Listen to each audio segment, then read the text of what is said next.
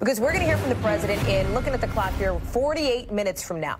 He's going to talk about that overnight trade deal came down to the final few minutes with Canada to replace salvage NAFTA. And so far, the deal is actually pretty good news for your retirement accounts. Stocks are up in the first hour of trading. You can see the Dow up 86 points there. And this morning we heard from White House trade advisor Peter Navarro over on CNBC. What we've got is a deal that helps Main Street, it helps Wall Street and everybody in between. It's a tough and smart deal. It's also cutting edge. So we have really good provisions there which will benefit all three countries.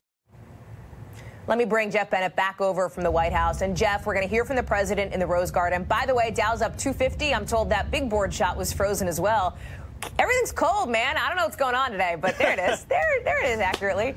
Jeff, I imagine the president is going to want to take a victory lap here, but there's still a question of the details that are in this thing and what it really will mean for example, U.S. dairy farmers. Yeah, and here's the thing, Hallie. In reading through some of this agreement, it really is more of an update than it is a substantial rewrite of the 24-year-old North American Free Trade Agreement. But look, details. Make no mistake, this is a big political win for President Trump. It's a promise made, promise kept. He's feeling good about it. He's going to talk about it, of course, in this 11 o'clock Rose Garden event. But he's also been tweeting about it. But yeah, I think that the top line takeaway is that this opens Canada up to farmers, frankly, who have been feeling the heat of the China tariffs. And so this is a big win for Wisconsin. Wisconsin helped deliver the White House to President Trump. There are also major changes here for auto production. There's a special dispute process, something known as Chapter 19.